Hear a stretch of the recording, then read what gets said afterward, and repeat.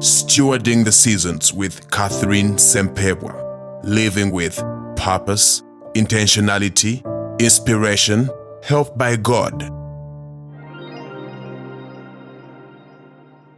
Hello, welcome to Stewarding the Seasons with Catherine Sempebwa.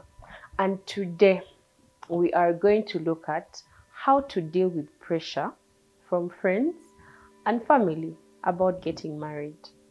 The truth is, in Africa, I don't know about every other part of the world, sometimes friends, or most especially family, will look at your time clock and they'll say the time is going and you're not yet married, and they'll ask questions.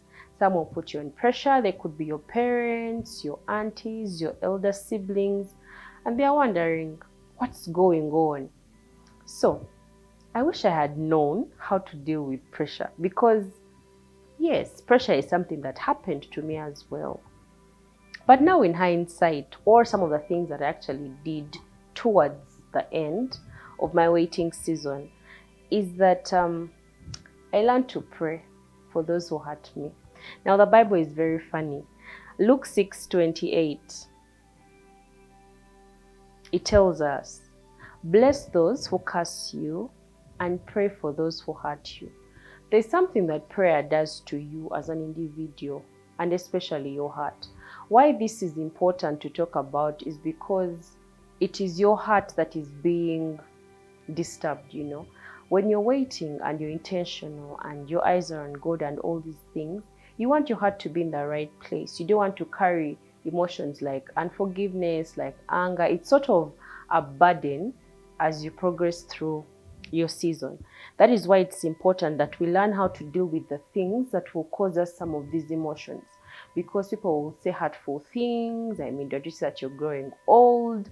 All your friends are married. What are you waiting for? And it hurts sometimes. And sometimes it could cause anxiety and unforgiveness. And we don't want those things, because we are trying to do this the right way with the help of God. So one of the things that I did, and I would advise, is to pray. When people tell you mean statements, go before God and pray about it. And then be intentional about forgiving them. Just realize that, sometimes it is a distraction and all these things.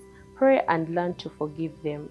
The second thing is that if you are the talking type, the people who are not afraid of sharing what they feel and giving people a piece of your mind, you could find a way to explain to them that it will happen in the right time.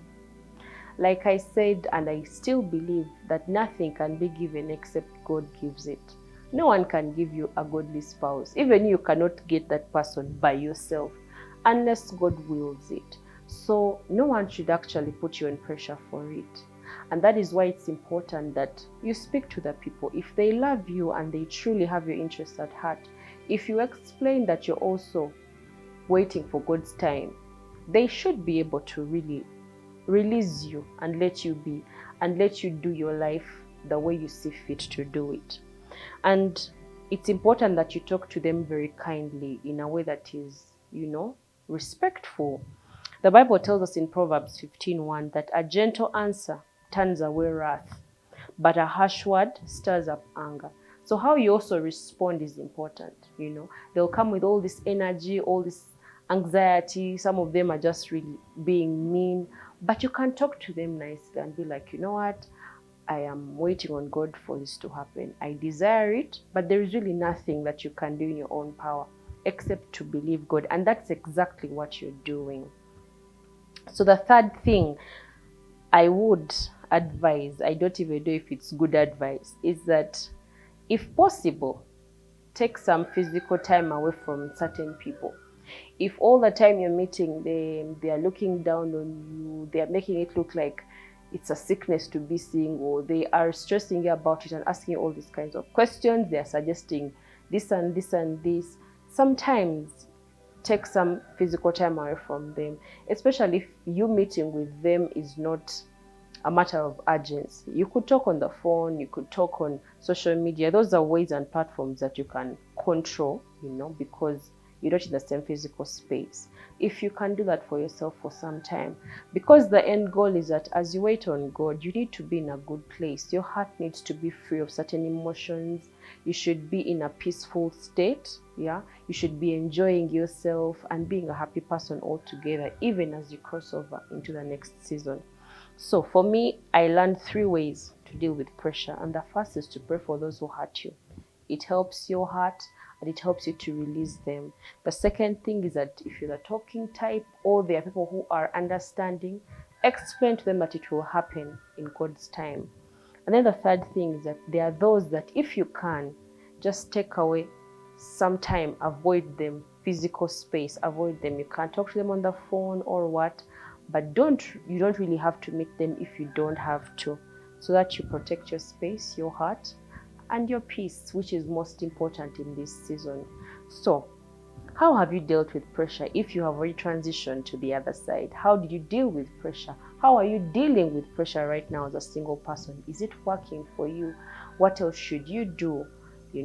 Please let us know. Would love to engage you, would love to talk to you, and would love to learn from you as well. Thank you so much for always watching. We appreciate it. Please like, please share, and don't forget to subscribe. Till next week, bye bye.